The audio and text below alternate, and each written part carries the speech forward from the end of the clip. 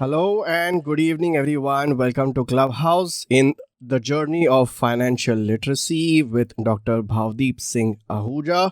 Without further ado, I'd probably want to start introducing the speaker. Hi, Bhavdeep. I'm going to start off with introducing you. How are you? Let me ask you that before I start. Uh, I'm good, Mayur. How about you? All awesome. So, Dr. Bhavdeep Singh Ahuja graduated in 1998 from Punjab University, Patiala. He has specialized in implants from BioHorizons USA in 2004 2005 and in advanced course from LACE ICOI USA in 2006.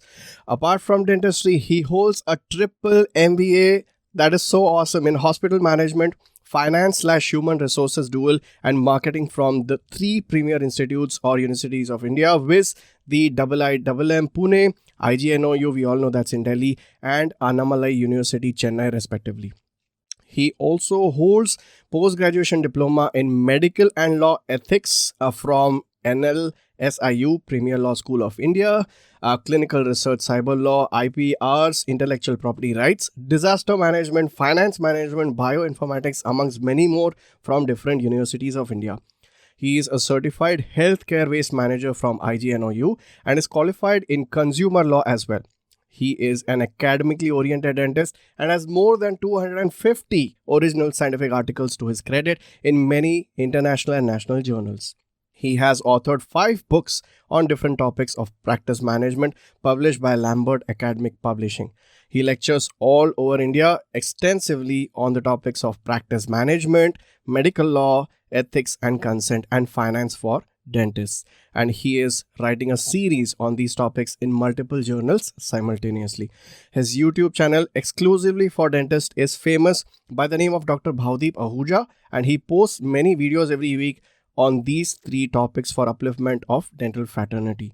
Presently, he is into his 22nd year of clinical private practice in Ludhiana, Punjab. Welcome to the show, Bhavdeep. So nice to have you on this awesome day. That's 1st of July. That's Doctor's Day and CA's Day. Thank you, Dr. Mayur. The player is all mine. Thank you for introducing me to this world of Clubhouse. It is my debut here today as well. So, not a better day you chosen for that, a Doctor's Day and a CA's Day. I'm a part CA as well, along with being a doctor. So, thank you. All credit to you only. Awesome. That's awesome. And your bio is also so amazing. You've done so many things in your career with respect to learning so many different things in ethics, finance management, practice management, and you are also holding your practice simultaneously, which is really, really awesome. So, before I actually hand over the mic for the lecture, here is an important announcement for the audience who has gathered with us today. So, this session is being recorded. As soon as you get on stage and speak on stage, that means you have given me consent that I can share whatever you are talking in this particular platform on various podcasting platforms. Once Dr. Bhavdeep Singh Ahuja has finished his lecture, I'll be requesting the audience to go ahead and ask their questions if they have any.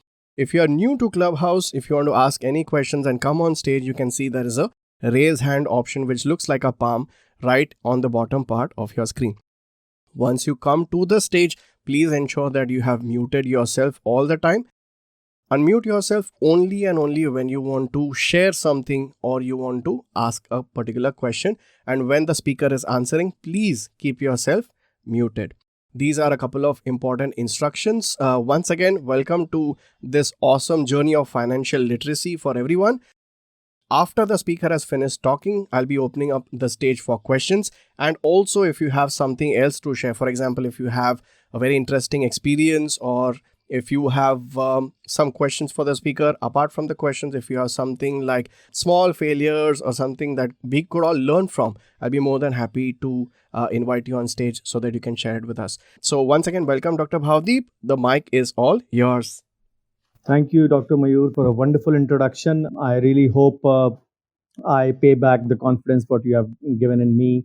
I do that to the audience in a justified manner. So let's talk a little bit about the financial literacy part. We all know that we all are not taught this topic in the school, and actually, we all picked up. Many of us, rather, I would say, picked up this topic in 10 plus 1 because we just hated maths. And because of that, we picked up science. And trust me, if you don't know about the numbers, or you don't have a love for numbers, I would say the math and Dr. Bhavdeep is not going to leave you for the whole life in that matter, because finance or even your practice is all about numbers. So let's keep ourselves to the topic of financial literacy only today. So Dr. Mayur also put up that in the brochure itself about the concept of financial fitness. So again, we all know, especially with the COVID pandemic breaking out in 2020, many of us actually looked out to search for the hobbies we had left. So, and physical fitness was one of those. Many of the millennials, young techies who actually had left it and literally hopped onto the bandwagon of physical fitness. And because they saw that the desk jobs, work from home had started taking a toll on their physical fitness.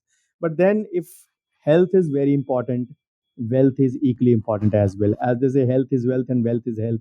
So we all know, if want to be healthy, we want to consume healthy food, being health conscious. But then, if you want to be financially healthy, financially fit, you need to have the right kind of armamentarium, or the product, I would say, or the instruments in your portfolio, which are necessary for building up a bright and a content future. So, what do I exactly mean by physical or financial fitness? Sorry, financial fitness here. Financial fitness basically means that you have an emergency fund set up. You actually have minimum liabilities. If I mention them, loans, very clearly, the loans are the biggest liability that we all have. Then we know how to budget them. We are actually organized properly about our monthly expenses and bills. And then we take the right decisions, as we take for our health, regarding our finances, also for savings and investments. Obviously, the other parts which actually have to keep our family secure, like the right kind of insurance policies, they also are a must. So anything out of this goes out of balance, surely financial fitness is bound to suffer.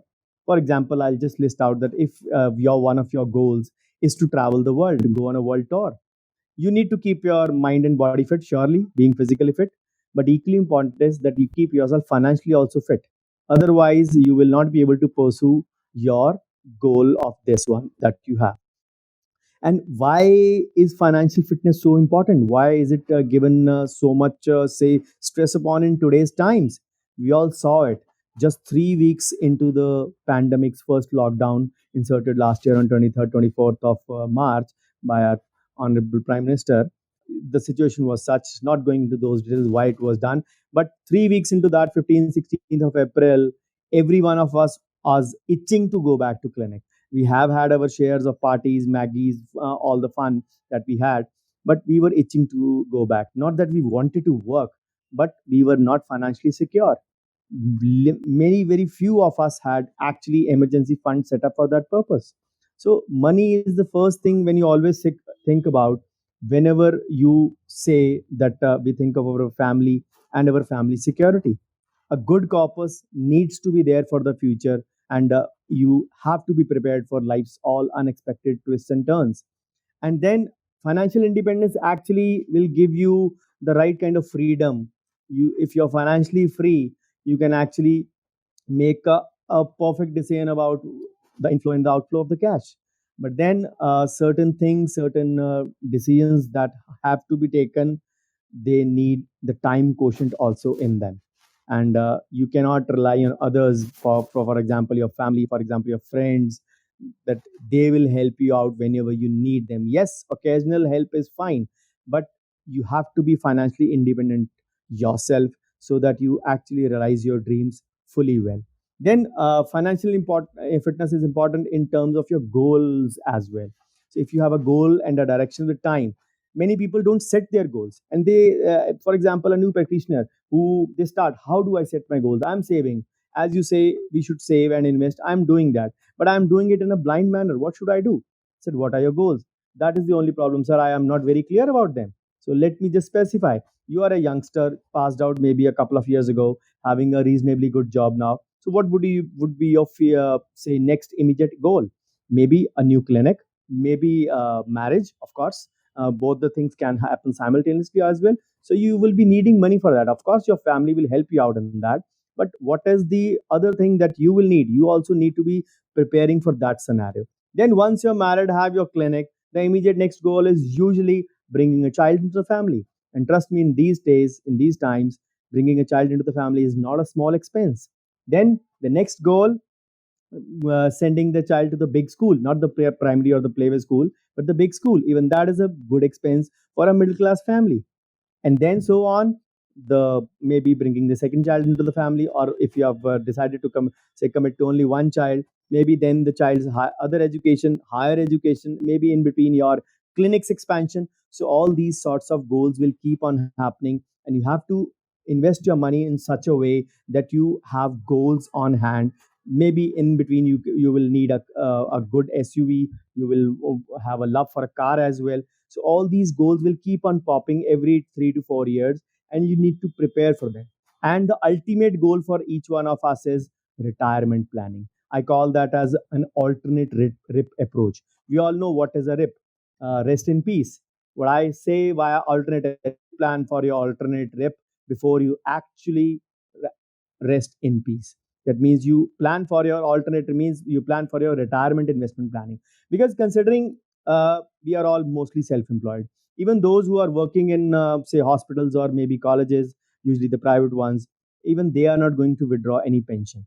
So if you are not going to withdraw any pension, or you are not going to have any money, who are you going to bank upon? Your kids? I'm sorry to say, it is a very disgusting feeling asking for money from your kids in your old age. So the best thing is make your own uh, preparations yourself, and the best is in that regard a retirement investment planning. So then people always say there are other goals also. We are living in a rented house. We have to buy a home as well. Maybe your kid wants to go for foreign education, and even the retirement. I want to retire early, 55. Not I don't want to work till like my father till 60 or 65. I want to retire at least 5 to 10 years early. So if you look at the average Indian age, it is close to 78, or let's put it at round figure 80. If you want to retire at 55, you still have 25 years to say live for your retirement life without any earnings. So that is where your retirement corpus has to be big as well.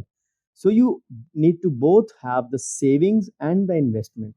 So Dr. Mayur also mentioned this in the topic, that we are actually, do you know the difference between the saving and the investment? Is it the same? I would say no. The difference is something else. The saving is basically an individual's unspent earnings, and the amount, you can say, what you are remaining after doing your household expenses, whatever is done, is your saving sometimes. So if you meet all your consumption needs handsomely, or even in a normal manner, that is the balance that would remain. So people who buy on credit and have EMIs going on, they will actually have very little or none to save. And at this point, I just want to mention a little bit. Even if you, I being a banker's son, would always say don't go for a loan. But I do understand in today's scenarios, people don't want to ask their parents, want to be independent in that regard, and a loan is necessary sometimes. So the best approach is the loan EMIs or the liabilities in this regard should never cross 35 to 40% of your gross income. For example, if you're grossing 1 lakh in your clinic, your EMI should never be more than 35 to 40,000 rupees. Not the net income, I'm talking about the gross income. Yes, of course, yeah, you would say 35 to 40 is on the higher side, but that is what the upper limit is. Average perfect is that it should not be more than 25. So always beware of such things before you go in for a loan. So savings will always help up you pull up funds for future. And savings is either stored in home or in a bank. You can say in the normal savings account, which is giving 2.5 to 3% these days. But those money is that money is not good enough what you're saving. The other thing is that if you are not investing that money, if the savings goes to a considerable size and you are not investing it, so you are actually committing a mistake, because the number one reason for that is the inflation. We all know inflation eats up into our say corpus. Whatever expenses you had, again I'm talking of the normal times, discount the COVID times. For example, whatever expenses you had in June 2020, supposing it was a normal time, you would be having approximately, if you had 50,000 at that time, you must be having 55,000 annual expenses, or sorry, the monthly expenses for that matter, for your cost of living. Just giving you an example. What does that mean is that your cost of living will roughly increase by 10% every year, irrespective of what the government figures say. The government figures are usually 3.5 to 4%. But very recently, just a couple of weeks back, or rather 1.5 week back, the government figure also touched 6.3, 6.4 for inflation.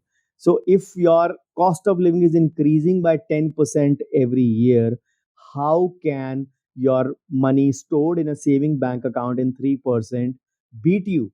Your money is actually going down in value, even if it is in a bank. So that is where you don't keep all the money over there. Apart from your emergency fund, you need to invest. And people say, when I have good money, then I will invest. Trust me, that time never comes. We always procrastinate, procrastinate, and procrastinate. And that is where the biggest pitfall is. In all this procrastination, nothing is lost but the biggest variant of growth, of investment, that is the time. What you can earn in less time, so in more time, you cannot earn in even the double amount in the half of amount of the time. So if you have 20 years to grow, you put in rupees 10,000 every month, and you are late by 10 years. You say, I'll put up now 20,000 for the next 10 years. Trust me, your corpus, what you put in via 10,000 will be huge, will be not even comparable to what you are putting in via the double the investment in half the time. So time is the biggest variation, because that is where the compounding takes over. So always advisable is to invest very, very slowly, steadily, in a disciplined manner, so that you are prepared for your emergencies as well, and your money also stays partly liquid. Do not bound all your sum, all your investment in such instrument vehicles or instrument avenues that where you can find it difficult to withdraw. Don't always keep them lockable. There are so many options where you can do it, because that is where the goal setting has to be there. So the biggest difference between a saving and investment, usually I would say they are used interchangeably, but the difference is that the saving and the investment, the difference is one point. If I say, the level of risk being taken. In the savings, we just put it in the savings bank account or keep it in the house, in our house. While in investing, we go ahead and actually invest in an instrument which has the potential to beat the inflation. Yes, at this point, people would say they would invest in a conservative investment like a FD, but FD is a not non-existent instrument for me when it comes to investment in today's times. Yes, it was a good one, but it no longer is in the top, even the 10 instruments if you have to invest in today's time. So if you are actually setting aside your money and just saving and not investing, you are actually losing out on time, because you have so many options which can actually make your money grow, like the mutual funds, like the PPF, like the NPS, like the gold. So just even if you talk about the basic things, you can actually make your money actually earn for you. At this point of time, I would quote a wonderful line by T. Harvekar, who wrote the brilliant book Secrets of the Millionaire Mind. Poor people see a dollar as a dollar to trade for something they want right now, but rich people see every dollar as a seed that can be planted to earn 100 more dollars, and they replanted then to earn 1,000 more dollars. So if you are not using those seeds properly, he said $1. He gave the example $1. That would mean a limited amount, and that he means to say. So if you're not seeing the seeds properly, you will not be investing those seeds. So that is where the difference lies in the thought process. So you have to keep a few things in the mind before you start on your investment journey, because there is always a very great amount of confusion that what you want to actually, what is the amount of money that you should spend or invest. The You can say, Warren Buffett has given a very famous quote: uh, "Save first, in spend later." So if you think on those lines, you will always make proper adjustment. But the journey starts at your end first, because the number one thing would be budgeting always. So if you are not conversant with that, make a note of all the total earnings and then total expenses. A good idea would be to maybe check out your bank statements, maybe your credit card bills, or maybe your logbooks if you are maintaining them. A wonderful thing. Just check out the previous 1 year, previous 6 months, previous 3 years benchmark, and see what your average monthly is. Whenever you have to calculate the monthly thing, always look at the average part, and 1 year is a good average to draw an inference from. Don't keep it at a short span of 3 months or a 6 months. Sometimes they may give you a skewed figure sometimes. So analyze your spending and check them out. If you are doing in return, then you can better check out that whether there were any unnecessary expenses that you could have avoided, or maybe you could have from little margin from that uh, uh, that money which was spent needlessly, you could have invested that money. Because it is never advised ki you will always be always investing big sums only. You can, a disciplined investor always starts small and then gradually increases. It is like a habit. If you don't form the habit, then surely you will falter in that. So then I described how to charter your goals. Chart out your goal, because your unique situation would be different. Even two batchmates who have passed out together, opened up the clinic in the same place, married at the same time, maybe having the kids also at the same time. Of course, sometimes not possible, but even then, their life goals and responsibilities might be different. Some may be having a joint family responsibility. They may be the eldest son, where they have to support their brother, sister, or maybe their siblings' marriage, their siblings' education as well. So they have a bigger load to fulfill. The other one might be the youngest one, who is actually enjoying the, say, freedoms of life in that sense. So look at those things where you can set up your goals, and when and how would you need how much money, and how will you prepare for it. There were so many things which you actually can realize that there are. If you encounter that day when your goal is due, where will you ask your money from if you have not prepared for that? And then the third step always is to understand the investment basics. Unless you understand the same, and that is where I should compliment Dr. Mayur, that he has actually chosen the app day to start today, the doctor's day and the CS day. And of course, it is a GST day as well. So if you understand the investment basics, be yourself financially literate. I always say that one line in Hindi, if अगर आपको आपके पैसे का दर्द नहीं है तो किसी और को नहीं होगा. If you don't feel the pain for your own hard earned money, nobody else will. Even the third person will not. So always invest according to your investment goals. There are so many products available which can give you returns in limited time, of course all legal ones. And I'm not going to jump into to say you to jump into the stock market, which is like unknown territory for majority of you. Uh, but yes, a disciplined investment in the form of mutual funds, in the form of your PPF, in the form of your NPS, and so many other things. Of course, gold is one essential part of your portfolio, which everyone should be having in that regard. Then always evaluate your risk tolerance profile. What do you want to invest? Do you want to have a low risk and low return, moderate risk or moderate return, or a high risk and high return? At this point, always advisable is that you invest as per your age. The standard classical formula used is 100 minus your age. So you would say if you are 30 years of age, your exposure to equity would be 100 minus 30, 70%. But we say 70 sometimes seems too much to a few people. Then for Indian conditions, the formula has been modified. It is 80 minus your age. So at the age of 30, your 50% of the corpus, 50% of the investment should be in the equity. Because as you grow in life, you will have responsibilities. You have a married wife, you'll be marrying, you have a spouse, then you have the kids, then the kids schooling responsibilities. Then at that point of time, you would not be able to put in so much of money. And I'm presuming that your clinics are doing well, reasonably well, and you are actually achieving growth in them as well. So if you want to be too aggressive, then you can take bigger risks also. But remember, you can have higher returns in the bargain. You also get a risk of losing it big time as well. For example, if someone say I put in, even at the age of 30, I put in 100% of my in the equity. So equity is supposed to give you returns, but equity for beginners who don't understand, equity is like exposure in the mutual funds which invest in the stocks, sometimes in the blue chip companies, sometimes in the large caps or the high rated companies. So you need to understand. But all this, the fifth step in this is always start investing before the first tick mark is done. And the first tick mark is an emergency fund. So, what is an emergency fund? I told you we all need to keep money for the rainy day. Somebody having a urgent hospitalization in the family, God forbid, but and maybe some any urgent cost propped up or something like COVID that happened. So, what is the amount of money? We always say on an average, the industry average says 6 months of your expenses should be your emergency fund, or 3 months of your gross income. That is the industry standard. But if someone is a freelancer, up to 12 months of emergency fund is also advisable.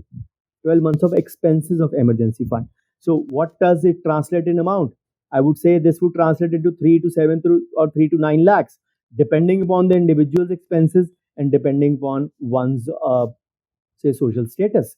So it doesn't mean that everyone should have a big amount. Someone who's earning less, someone who has a limited short time span of that, he can actually keep a smaller investment. But otherwise, everyone needs to have an emergency fund, irrespective of the stature you have. So these are the five basic planning points that actually should be taken care by everyone. So the last thing that Dr. Mayur told everyone to learn was, and he told me to add that in today's talk, was the rules of thumb. How do you actually decide? Now you have set the goals. I need this much amount of money after 3 years, 5 years, 7 years. So what are the things you can actually do? So a few rules of thumb. We know that in tennis also, in lawn tennis, when they say you start with a good serve, so that the opponent has no answer. For a writer, it is always advised that you avoid using any kind of cliches. And even for eggs, if you have to boil them, there is a 6 minute boiling rule for eggs as well. So, why should investing be an exception? We all know we have to understand how fast your money can grow. So, what are those rules? The number one rule, which commonly is used in the investment sector, is the rule of 72. If you want to double your money, you actually take into account the investment's rate of return. For example, if your investment is growing at 9%, divide 72 by 9, and the answer is 8. So that means your money will take 8 years to grow. Approximately, if you can say, if it is growing at 6%, your money will take 12 years to grow. This rule of 72 can be used in reverse also. For example, you say, I have the money, I want to double it in 5 years. You gave the time. So if you divide 72 by 5, you get the answer 14.4. So that means you need to invest in an instrument that will give you the rate of return at 14.4, which is possible only in an equity fund, a mid cap or a small cap as well. So that is where the you can calculate that, yes, if I have this much money, I need to double it in 5 years, because in 5 years this life event of mine is due or approximately nearby. So you need to invest in an equity instrument which will give you 14.4%. So if you kept that money in your FD, which is at 5% or something similar, so you can know your money will take about 14 years to grow double. It won't grow double in 5 years. So that is where you have to distinguish between the two. For starters, I would mention the rule is not exactly rule of 72. The rule is 69.3. But since 69.3 is a kind of a number which is not easily divisible plus a decimal thing, so the closest number 72 has been taken, because 72 has many divisible factors like 2, 3, 4, 6, 8, and 9. It is divisible by those. So that is where it can come in handy. So the second rule is rule of 114.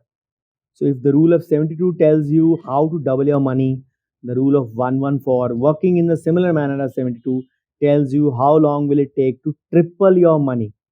For example, if you invest rupees 1 lakh in a product with a 6% interest rate, it will grow to 3 lakh triple in 19 years as per the rule of 114. So this is the amount. Again, this rule can also be used in reverse also. So the third rule is rule of 144.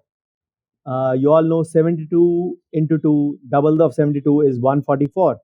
So 144, it means that not your money would be you can say 72 में double हो रहा था, तो what will happen in 144? It is actually quadrupled, four times the return. If you want to expand four times, so similar way, if your rule 144 says if you invest 1 lakh with 6% interest rate, it will grow to 4 lakh in 24 years.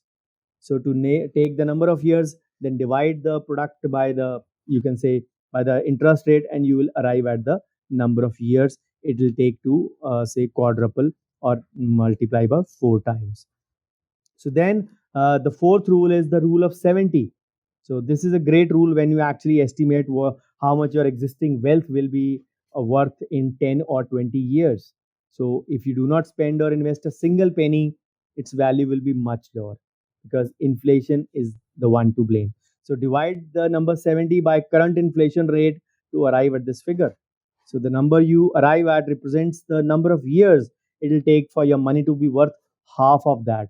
For example, if you have rupees 50 lakh today and the inflation rate is 5%, so your value of 50 lakh will become 25 lakh in 14 years. 70 divided by 5, it will become half in 14 years.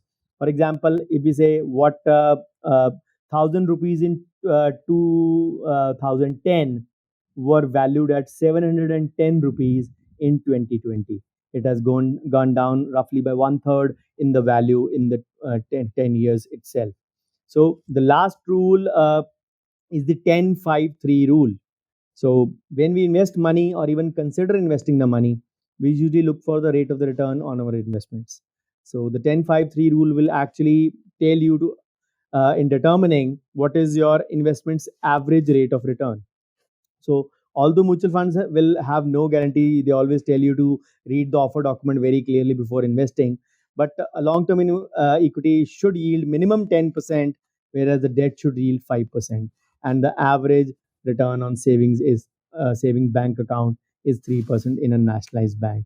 So you need to keep these five rules in mind: 72, 114, 144, rule of 70, and the 10-5-3 rule. So I think that would be all for the presentation part on my end, Dr. Mayur. And I hope I Amazing. That stuck was to like a my time. rocket fire kind of a thing. So I'm sure a lot of us have questions to ask.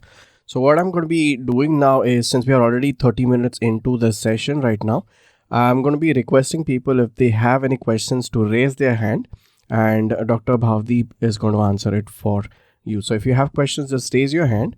I'll invite you on stage. But as soon as you are on stage, please mute yourself till your turn comes. We'll call out your name in the PTR order. So we have Shraddha who wants to join us.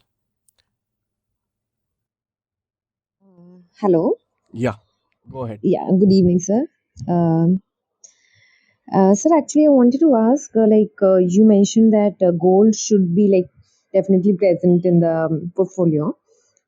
So, what is how do we proceed in investing gold?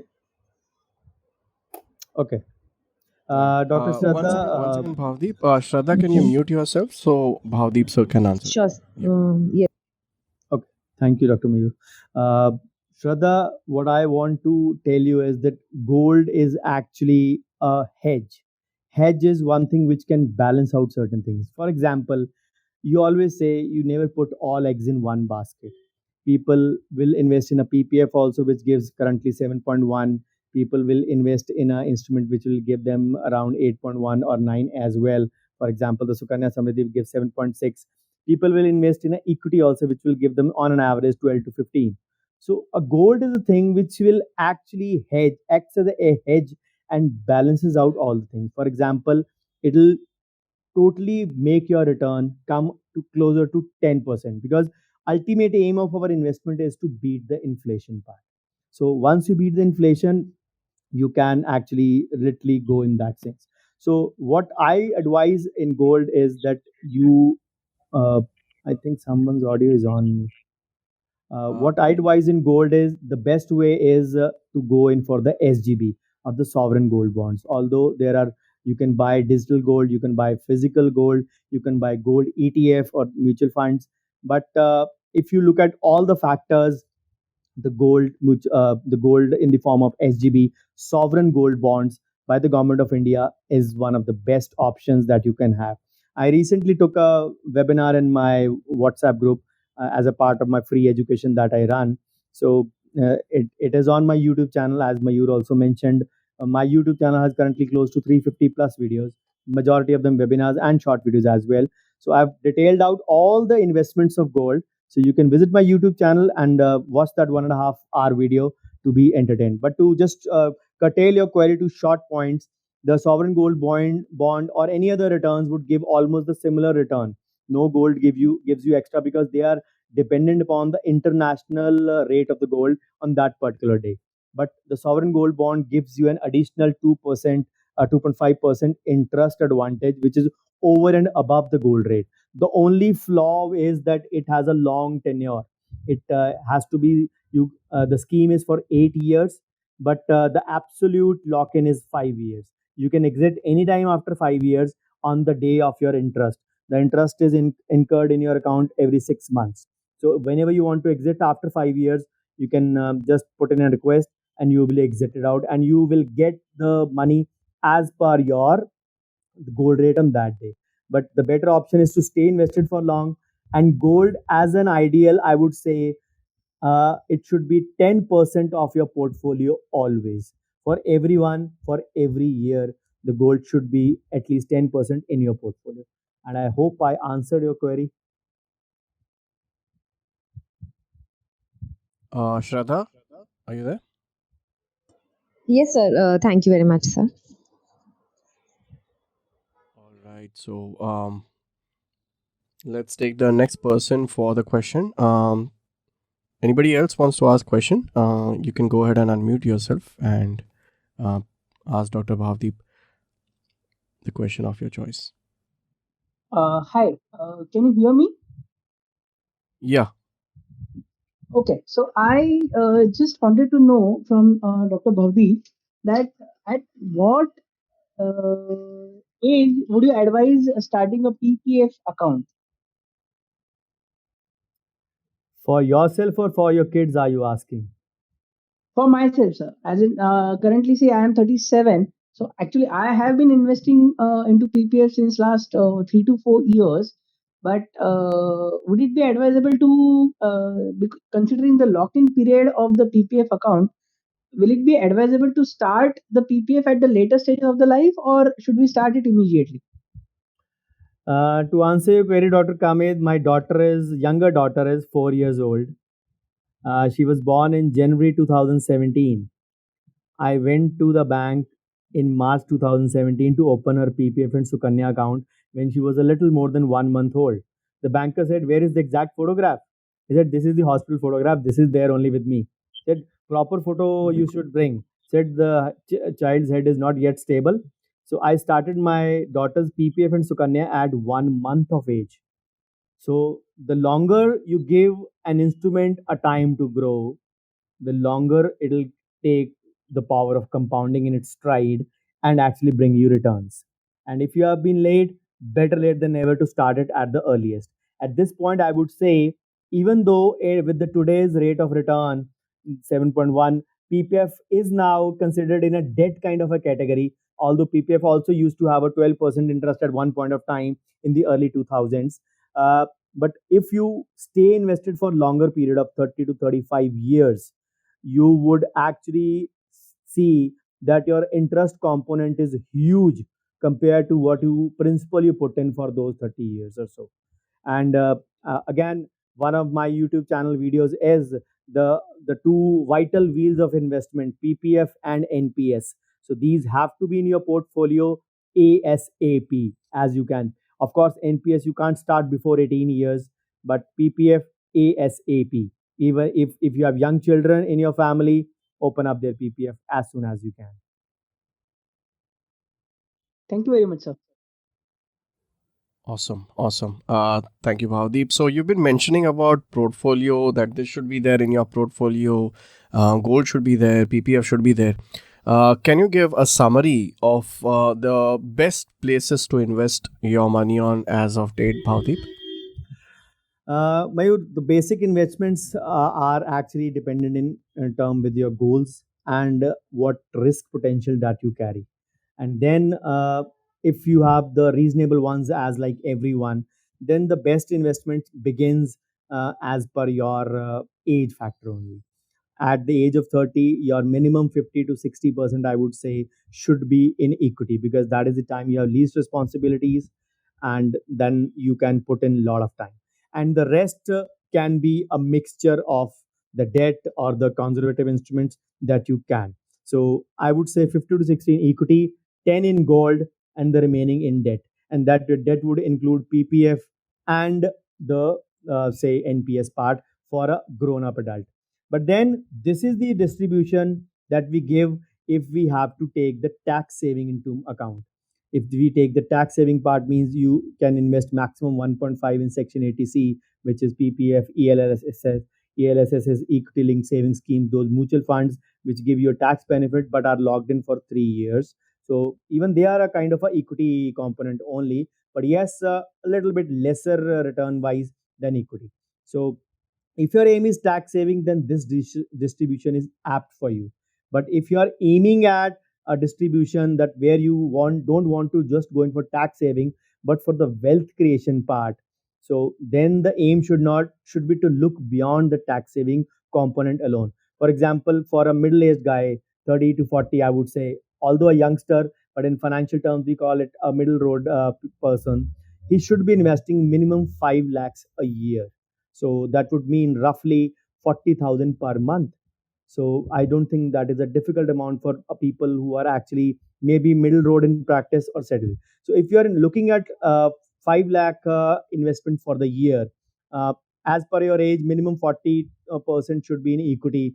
If we divide 80 minus subtract 80 minus 40, so that would mean your 2 lakh should go in your equity portion, not in the ELSS, because you would be say completing the ATC component already with the PPF. So 1.5 should go in PPF, 50,000 should go in NPS, and 50,000 should go in gold.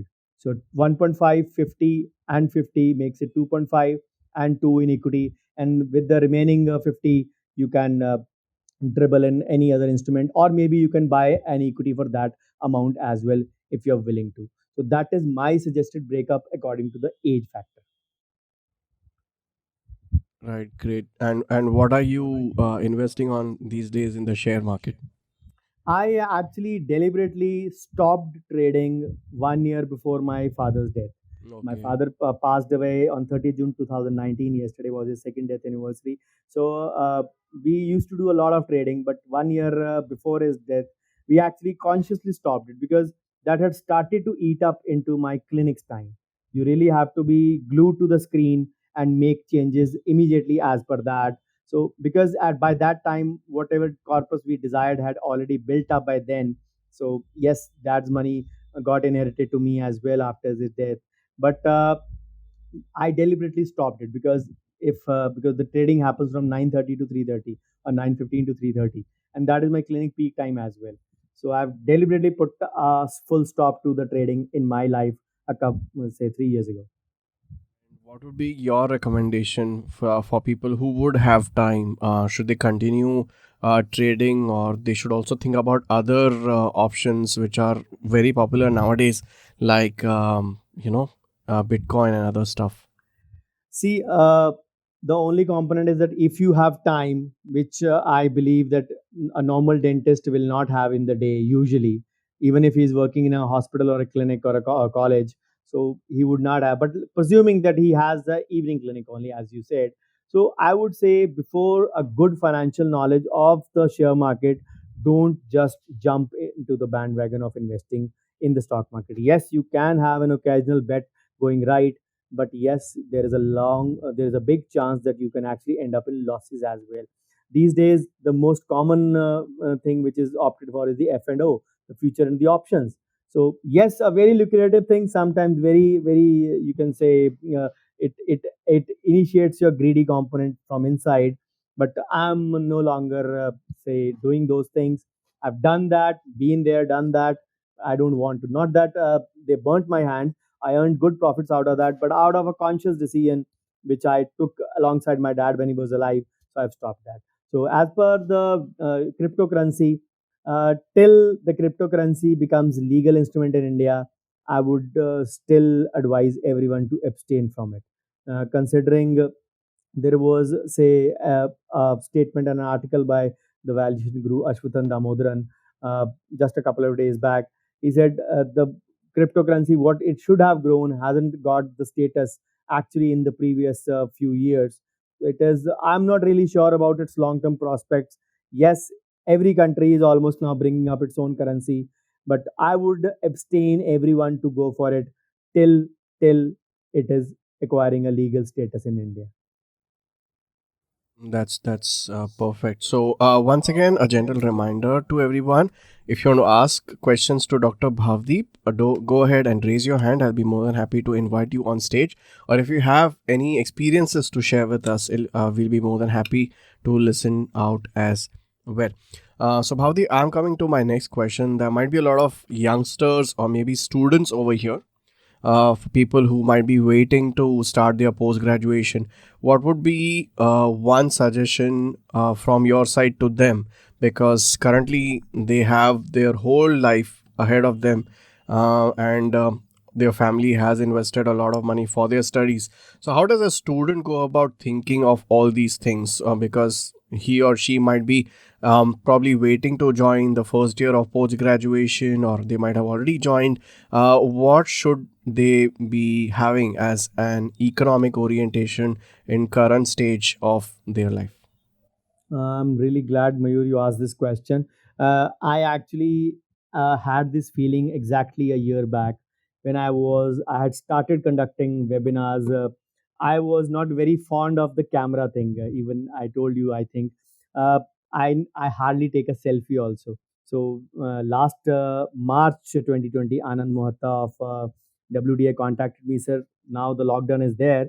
Let's do a webinar. I said, Anand, I can do a live one. I can do in the audience. I do conduct workshops, but in the front of camera, I would say I hate the camera, and the camera doubly hates me back. That's So why Clubhouse is a better option, I would say. that is why. That is why. So I don't think so. But he literally persuaded me to doing my first webinar on 25th of March. And about 7, 8 more happened till May end. So that is when my one of my friends, Dr. Thind from Ludhiana only, he pushed me for my YouTube channel. He said, "You are recording your webinars. Why don't you start a YouTube channel?" I said, "Why? What would I do? These are just 8 videos. We'll be over with the lockdown. We'll get back to our normal life very soon." He said, "You never know. Life has its own twists and turns. It may become a useful resource for people in coming times. You never know." And trust me, his words actually became a prophecy and became true for me. And today, exactly 1 year, or you can say 13 months, I 1st of June I revived my channel. It had just one video posted in 2008. That was a patient education video of 3 minutes or so. I started on 1st June, exactly 13 months after today. Today my channel has 356 videos, and majority of them are webinars, some as good as 3 hours plus. Yes, there are short videos, separate playlists. That is a good resource for any youngster to start off. And keeping youngsters in mind, I had actually taken a webinar recently in 4 parts, a financial investment journey in 4 parts. So that will be on YouTube. It has already been scheduled. The kind of webinars that have been taken in the previous 3 months only, from April to 30th June, I've taken 51 webinars. You won't find it hard. You will find it hard to believe, but yes, so many hitherto unknown topics have been touched.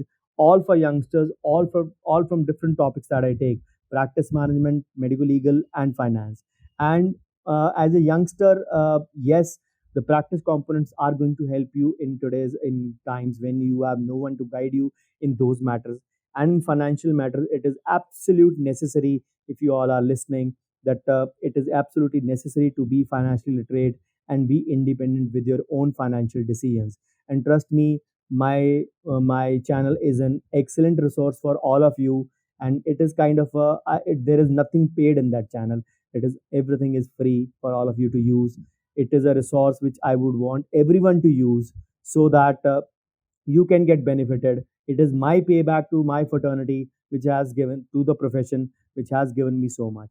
So start from the basics. There are topics varied from each basic topics of practice management and finance and even the medical legal parts. So just go on, and of course, once you have the basics ready, you can then move ahead and do a post graduation in these things virtually, I would say, in any stream later on.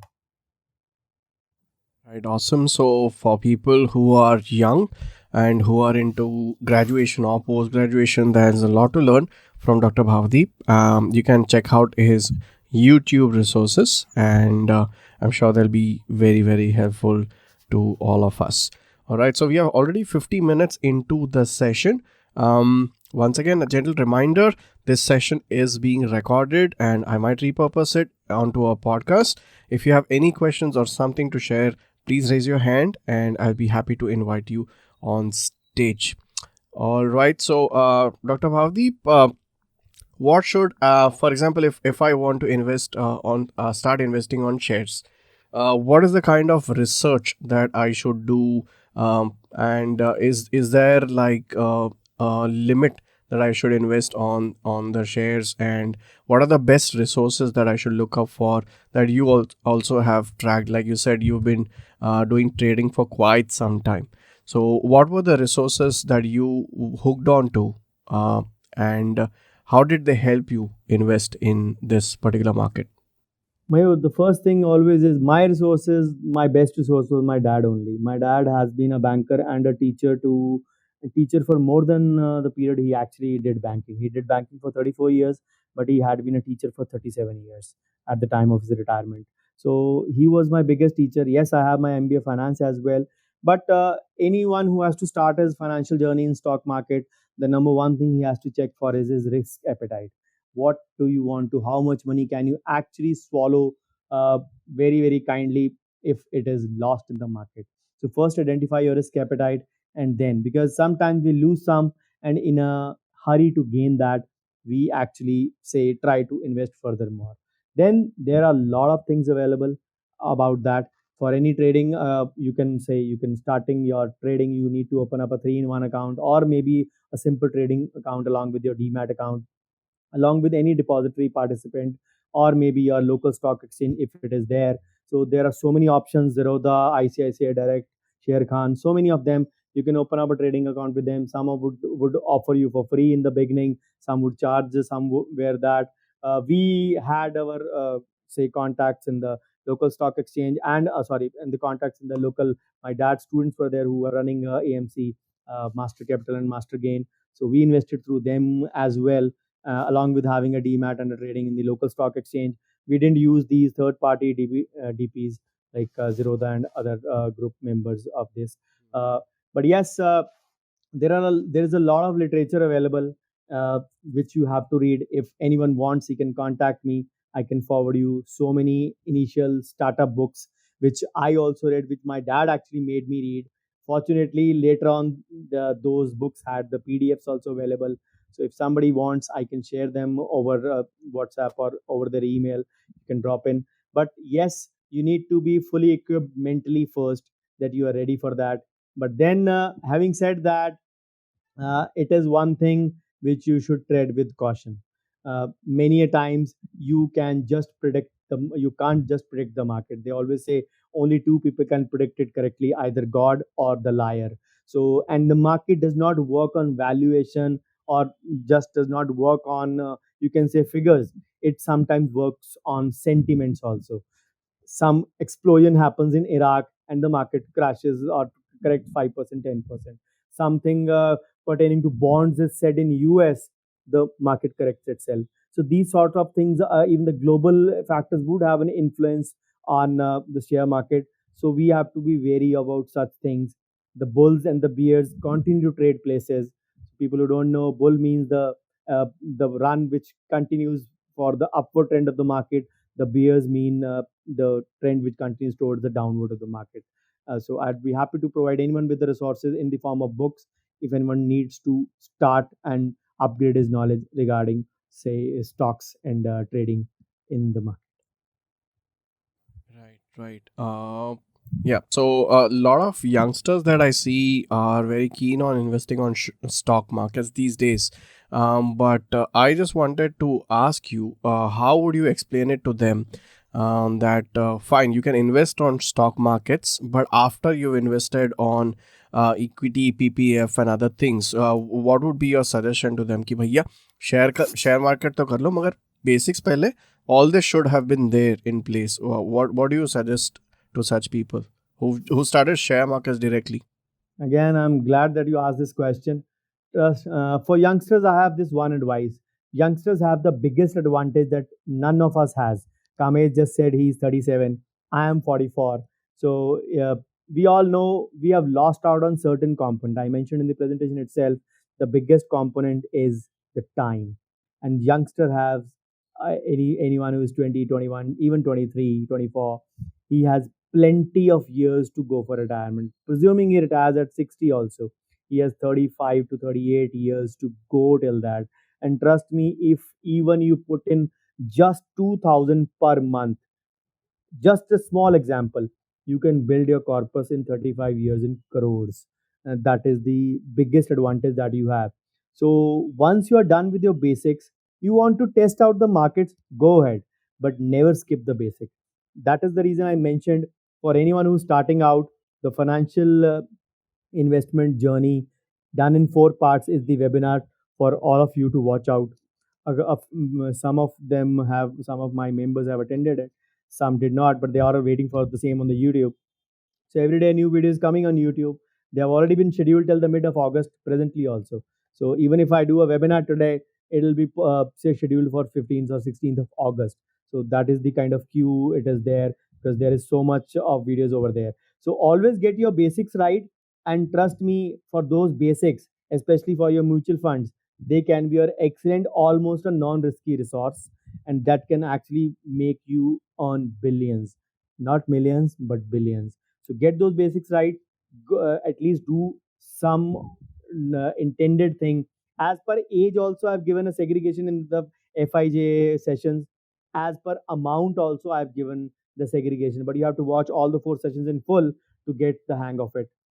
So once you do that, you will be conversant in what you need to do. And after doing that, if you still have money and you still have the risk appetite and you have the right kind of knowledge, jump into the stock market. Yes, you can, but always be very conservative in the approach. Remember, sometimes knowledge does not help. The market works on sentiment also sometimes. Right. Totally agree with that.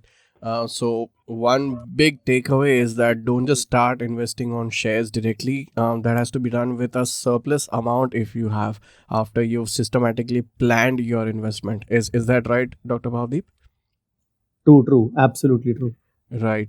So we are almost 1 hour into the session. Does anybody have anything else to share with us? Any story or something to learn or any tips? We'll be more than happy if you would want to come on stage and share something. If not, I probably want to call it day after thanking Dr. Bhavdeep. Harshan? Yeah, Dr. Bhavdeep, I have this question.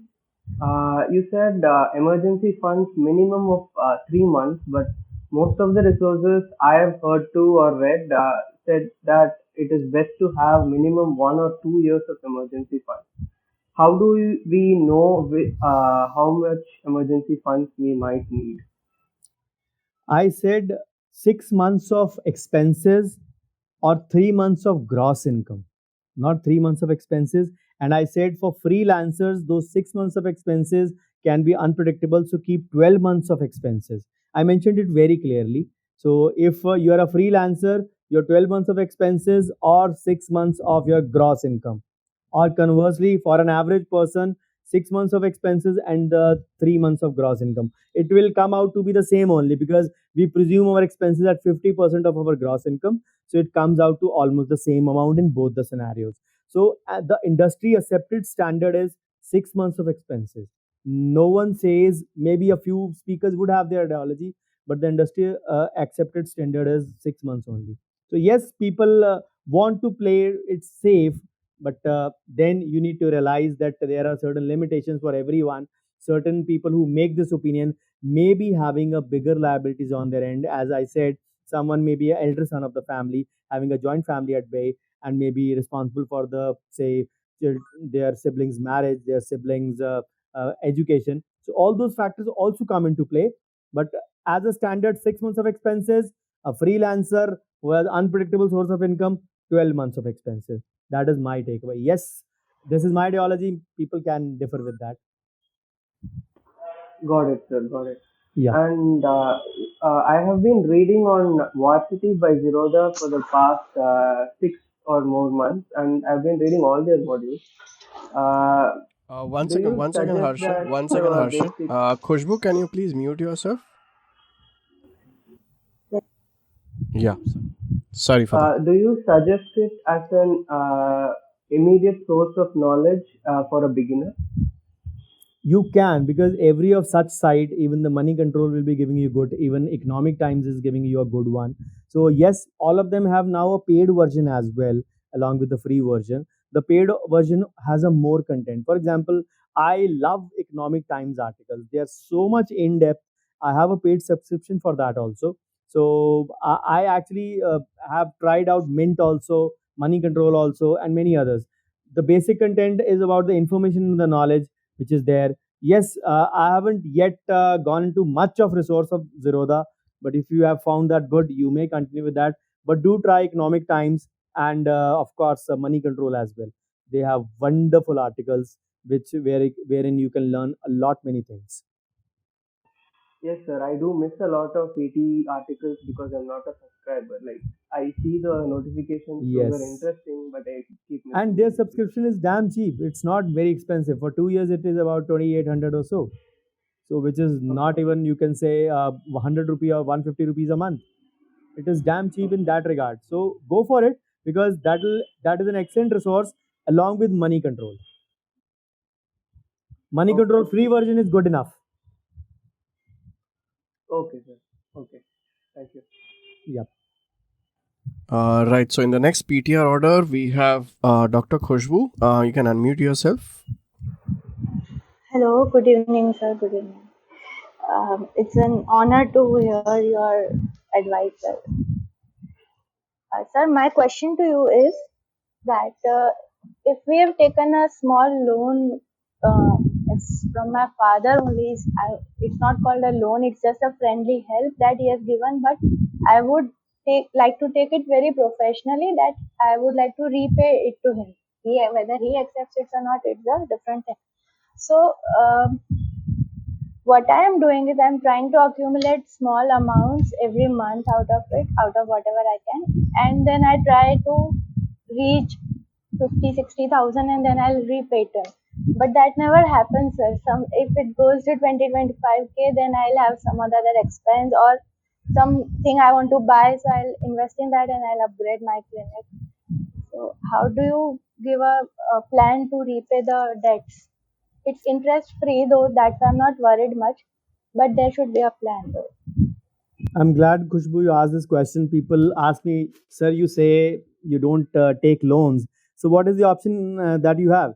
I always give it in three orders. Number one, take no loan. Number two, take it from parents at 0% interest. Obviously, I believe that the principal still has to be paid back, like you are doing it or thinking on those lines wonderfully. And the third thing would be, if you want to take, I gave you the limit 25 to 40%. Chalo, we are discussing the second part here. Yes, if you are not able to collect the desired amount, I would say the problem lies maybe at your end in the budgeting format. The standard budgeting formula that is used all over the world is 50, 30, 20. What means is that whatever amount is your net take home, I'm not talking of your clinic expenses, whatever your gross was, let's suppose 50% of that you're carrying home. Let's concern of that 50%. Or for example, if you earned gross, you can say total collection was 2 lakhs, 50,000, 1 lakh was clinic expense at 50%. Leave that. Now you're taking home 1 lakh as your take home salary or take home income. For example, we're taking with that. So the internationally accepted budgeting formula says 50, 30, 20. 50% should go into your basic needs, your cost of living. 30% should go into your wants, your excursions, your movies, your dining out, and all those stuff. And the remaining 20 should go into your retirement planning or maybe a loan payback. That is the formula that is used. But what I find is, and because of this, I have devised an alternative formula that we doctors start our life almost a decade late. A normal person, our 10 plus 2 commerce or arts graduate, has usually 4 decades to earn, almost 4 decades to earn. We have almost, our life begins after 30, and we have almost 3 decades to earn. So we have lost out on 10 prime years of life to invest. So we should have more than this amount. So that is where I have devised my own formula 3 years back. I call it the Bhavdi formula of 45, 15, 40. So I would say your basics need to be cut down maybe by 5 from 50 to you come out to 50, 45, and you cut out 15 from your wants, which luckily anyways due to COVID have been cut off. We are not going to movies, we are not going for shopping, we are not going for malls, and our work from home happens with we wearing the top only, and at the bottom for the males especially we're in our bermudas only, just to give you a small example on the lighter side. But that means our wants are on the reduction side. So that would mean if you add 15 and 5 there, add that in the 20 of the 50, 30, 20. So you arrive at a 45, 15, 40 formula. So that is the formula by my name. So that 40 can be used to ward off your loans, or ward off maybe going for your retirement investment planning from your net home income. So that means out of 1 lakh you're carrying, 40,000 should be restricted specially for this amount, either your investment part for your long term, or and for your loan payback. Try adjusting your budgeting according to my formula. If not, if you are using the 50, 30, 20, or maybe you can start with the 50, 30, 20. But I believe 45, 15, 40 would be easier to adjust in these COVID times, since the wants are limited a lot, and we can actually curb them to 15% of our total monthly expenses. So try that, and I hope you will surely get good results. Definitely, I'll definitely try that, sir. Thank you so much. Sure, Right, sure, sure. but in dentistry, upgradation actually never stops. Never That stops, is one of the actually. problems. So I Yes. think I probably want to build up on Khushbu's question. Yeah. The moment she has some money, she might be divided into two thoughts. Number one, should she accumulate this amount for repaying back the loan, or use this fund to upgrade herself? So do you have something like when can one start upgrading if they are already in debt? Do we have a plan for that, or do we have another budget for keeping something for upgradation in clinics? The problem in dentistry is that we actually are fascinated by the FOMO approach, fear of missing out. We see a lot of Facebook dentistry happening, and we get smitten by it. Yes, even I am going to buy it. People don't actually understand their needs and where the money is flowing in from. Again, these things have been discussed in various topics in my practice management sessions as well. What is the take home point from that is, for example, if you are a periodontist, uh, and your primary income is coming from crown and bridge, you would want to invest in a digital scanner rather than a piezotomy, or maybe any perio instrument which is your specialty. So what you are having your patients from is more important, rather than what your colleagues are doing on Facebook, or rather what you want to buy. The needs and the wants have to be separated. What your patients need, as per your, you can say, return over income, that is more important to invest. So yes, you have to curb your wants in somewhat manner, and invest only as per your clinic's situation. That is where we actually raise our expenses. Open up the refrigerator, open up your clinic drawers. You will find so many things of value for 1,000, 5,000 lying useless in your drawers, which have not been used in the past 6 months. Trust me, a good amount of money lying unutilized. That money could have, that is the, you can say, the cost of money which we have actually lost out on. Yesterday, I took up 2 webinars on costing. Know the basics of costing, the road to a profitable dentistry on DADS FB page. And the second one was on the World Dental Association page on the similar topic, costing in dentistry and profitability in dentistry. I told about all the costs that are applicable to it. We always look it onto the direct cost. इतने का material लगा, इतने का lab cost है, and we charge the patient. We don't take into account there are around 26 to 27 costs which are applicable to most of us. So do catch out that video. Again, that video will be in a couple of days on my channel as well. Presently, they are on the WDN DADS FB page for 48 hours or so. So, but then they'll be taken off from there. in a short while. So we have to be aware of our costs. Unless you know your costs, where your money is coming from and where your money is growing, because this is a leaky bucket. Otherwise, you will not realize that yes, we all think यार पैसे कमाए तो थे, at the end of the month गए कहाँ पे? This is the other costs, indirect costs have actually eaten up into that. So we have to shun our own wants attitude, and we have to be aware of the costs as well if we actually want to save surplus money. And if you have a surplus money saved, that money can be used anywhere, for your clinic upgradation, for your investment, for your fulfilling your kind of wants as well. So that is the reason I mentioned the world tour kind of a thing example in the first place when I was setting about the goals. I never mentioned save for your retirement. I always said save for the goal, save for your world tour as well. Because again, you cannot always keep on curbing your desires and wishes forever. You have to be in conversant with these today's times, and you have to be, you can say, fulfill those things as well. So I hope I have given you the answer. Right. That's very appropriate. I completely agree with you, Bhavdeep. Right. So, in the next PTR order, we have Pramod over here. Before Pramod unmutes himself, just a quick reminder. Dr. Bhavdeep is speaking on the journey of financial literacy. If you have any questions for him, or if you want to share something with us, we'll be more than happy to invite you on stage. This session is being recorded and might be repurposed for as a podcast. Pramod, you can unmute yourself and ask a question or share something. Good evening, Dr. Mayur and Dr. Bhardi. Am I audible? Yeah. Yeah, great. Dr. Bhardi, I have one question regarding the amount that we usually keep as absolute liquidity. Probably some amount in the savings bank.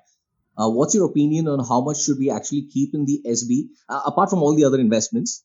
I'm just talking about the liquidity portion. How much would you want to keep in a savings account, and how much would you want to put it into a liquid fund?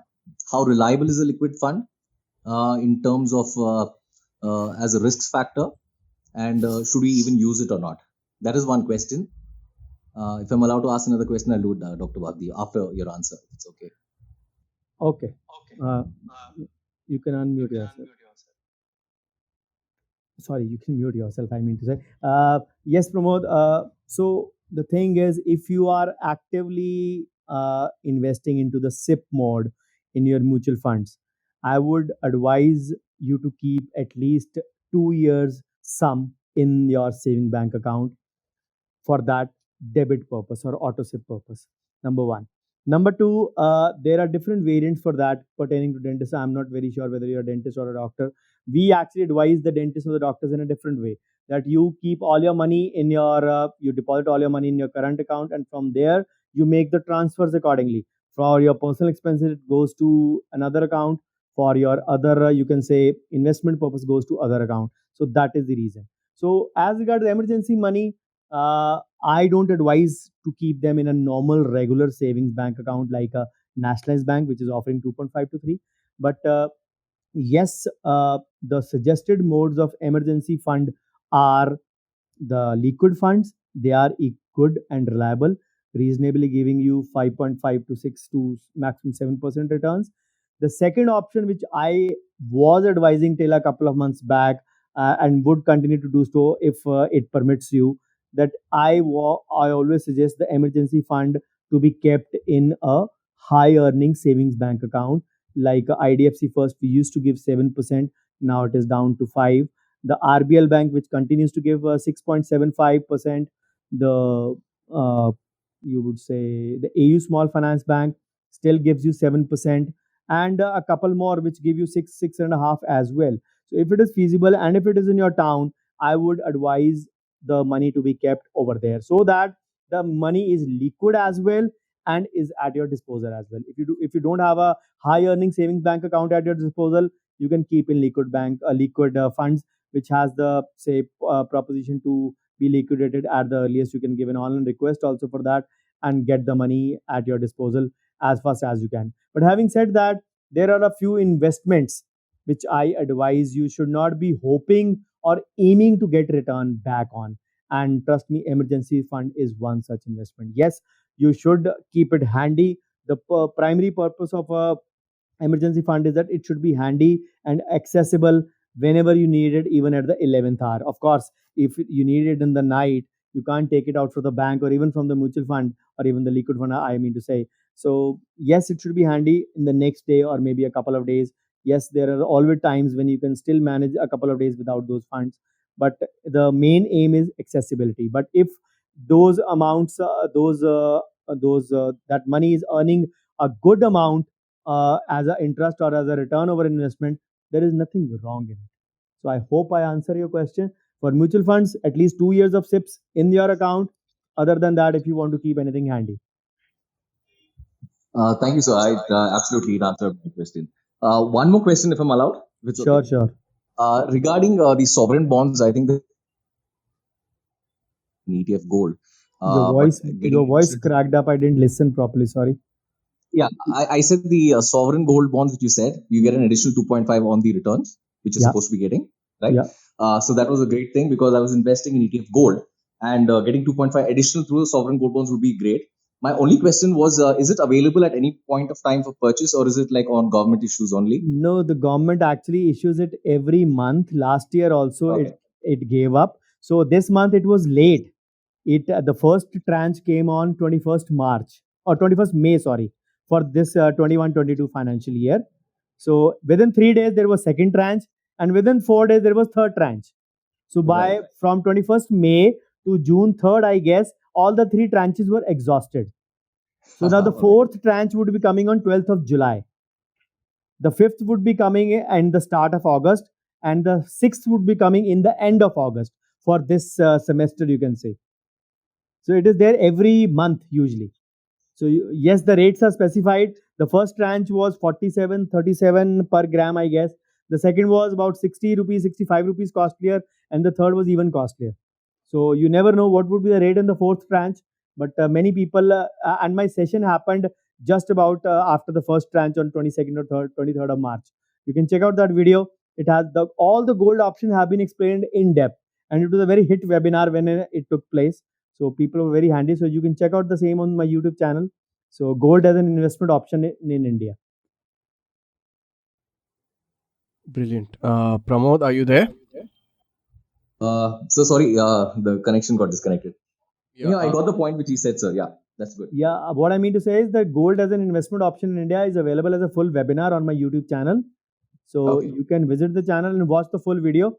You will be enthralled after watching it. Thank you, Dr. Vadi. Thank you so and much. Because the SGB option has been made so simple, it used to be for you can say the investment had to be through a demat account. Now the banks, you can log into your internet banking, click on purchase SGB. It will say how many units. You'll say, let's suppose 10 grams, 120 gram, whatever. Say confirm. You click on confirm, ho gaya, and done. So it is like a dhoya, bhigoya, or ho gaya approach, as we used to see that television ad for the washing of clothes. So dhoya, bhigoya, ho gaya approach. The demat option has been done away, and you receive a certificate from the RBI e-Kuber website within 2 to 3 days itself. It is viable of all the options of gold which is available.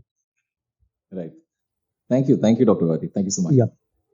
Harshan, you wanted to ask something, Harshan? Yes, Doctor. My question to Dr. Bhavdeep is, I don't want to talk about the currency part of cryptocurrency, but I want to talk about cryptocurrency as an innovative model. When cryptocurrency is something decentralized and a central authority like a bank would not be required if the software is online. Why would any bank like RBI or any other central bank support cryptocurrencies in the near future? Because we have seen many innovative models have come. Like when the internet came, people said that it won't work. When the smartphone was released, Nokia was like, this is not going to happen. Why don't we consider cryptocurrency as the same way, as an innovative model and not as a currency right now? Because many things come first. The legal part is there taken to be in consideration first. People would always say that you can say whenever these things happen, पहले सही चीज होती है, then the wrong thing happens. But in the case of cryptocurrency, people have been blackmailed in the past in the dark underworld because of their details being leaked, and the cryptocurrency being used as a way of communication, or as a way of, sorry, the currency in that case. So the illegal things have happened first in this case. In the case of internet, or in case of a smartphone, or any other such example, you would say these things would not have happened. The terrorism can be funded by in such a manner, in such regards. So the governments of various world have actually not jumped on properly to this bandwagon. They are recognizing their own currency, and again, Elon Musk is always confused whether to support Bitcoin or not. So someday he gives another statement, someday he gives another, and that makes the valuation go down. I agree with you. Innovative model it is definitely, but because of its shady past, it was first used in the dark underworld web. So that is the reason people, or you wouldn't say the governments, are skeptical to accept it as a legalized model. That is my take on it, I would say. Uh, and also, sir, if cryptocurrency comes, the banks are going to lose their jobs. The people who work in the banks are going to lose their jobs. So, why would recently we saw that the bank stopped transfer of money to crypto exchanges and all this stuff. Doesn't it look like the banks are reacting to their future job loss because of cryptocurrency? I See, hope. I agree, but those are just the speculations. You cannot really predict what is going to happen. The world is dynamic and moving at a very fast pace. Who will lose job or not? No one knew. Even at the start of, you can say, 2020, nobody would have presumed. People always used to say, I'll just give a common example, कि सब कुछ डूब जाएगा लेकिन शादी और मौत तो होती रहेगी ना in the world. And trust me, you can see the plight of the restaurants, you can see the plights of the marriage palaces, you can see the marriages happening with 10, 20 people, even till date. Yes, of course, exceptions are there, but then similar to the funerals also as well. So people would say, "Bacche to school jate rahenge." See the plight of the uniform owners. They have not earned a single penny in the past 1 year and 3 months. So just to think who will lose job or not, that is a speculation. These were the professions that were not supposed to lose their job ever in the life, we could have presumed, but then that also happened. So banks might not be eternally worried about this currency losing part, because whenever one option comes, there might be other doors opening up as an avenue. Banks might be exchanging their cryptocurrency at a higher rate of interest than, or maybe at a lower rate of interest than the other exchanges. So they might earn out of that also. So we cannot actually just speculate on what is going to happen or what is not. If they are reacting because of the government. Because till the government accords the currency a legal status, the even the returns are not as lucrative as they were 6 to 8 months ago in today's times, and the kind of taxation also getting into it. I remember a group member of mine told me 4 years back, sir, Bitcoin is going to be the future. I bought 2 Bitcoins and he got it at a damn choice. If you say someone buy 1 Bitcoin, it was $30,000. You can't, an Indian cannot even think to buy 1 Bitcoin, and he had 2 Bitcoins. So I asked him very recently, what have you done with your Bitcoin? Sir, I already got two income tax notices. I have not even just sold, I've just bought it. I've just got two income tax notices. Another colleague, a senior colleague of mine in his late 50s, he said, I just purchased, again, done 2 years back, he just purchased 25,000 worth of cryptocurrency and sold it back. And he has got, say, income tax inquiry once at least as well. So people, government is tracking that till the currency becomes legal. I am not actually myself going to jump it. And then, having said that, if my corpus is done, if my good, reasonable avenues are giving me good returns, why do I need to look at those avenues which may be giving a similar return or maybe a tad higher? But because of my need or because of my, say, requirement to invest or start early, courtesy my dad, I've done that. So why should I be bothered about such things? And those things actually don't interest me anymore, because I am very secure mentally about certain things. Don't you think it is a very, easy option to say that I have given up on stock exchange even after making profits? But I did it 3 years back. It is always good to leave on peak and not to leave when you are actually supposed to or you are about to, because of the losses that you incur. So it is all about the personal choices that we all make in life. I have my choices very clear cut and clarified in my mind that what I'm going to do. Got it, sir. Got it. Yeah. Just that I'm not interested in investing in crypto for returns, but just because it's an innovative product, maybe let's see how it turns out. That's what Let's hope your prophecy comes true and the crime skips out of it and the currencies of the world make it legal, and then we all would be investing in it. Yes, sir. Yeah. Thank you. Sure. Right. So, Bhavdeep, we are already running a little late. We have eaten up 25 minutes more of your time. No problem. I Any think- queries, still welcome. Right. But I think we'll call it day. It was a wonderful session. What I'd request everyone is, if you have more questions, please check out his YouTube channel by the name Dr. Bhavdeep Ahuja, where there'll be a lot of things to learn for sure. And hopefully we can keep another session on future topics. That'll be great as well, Dr. Bhavdeep. Sure. Anytime. Pleasure will be all mine. It was so nice to have you today on Clubhouse Dentistry at 32-Minute Club.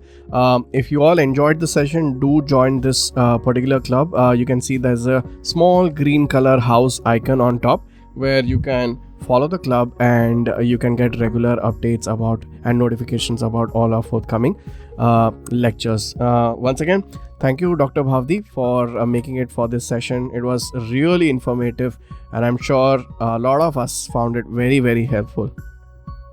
Thank you so much, Dr. Mayur. Thank you for having me here. It was my debut on Clubhouse, and you made sure it went on wonderfully well. Thank you so much once again. Awesome.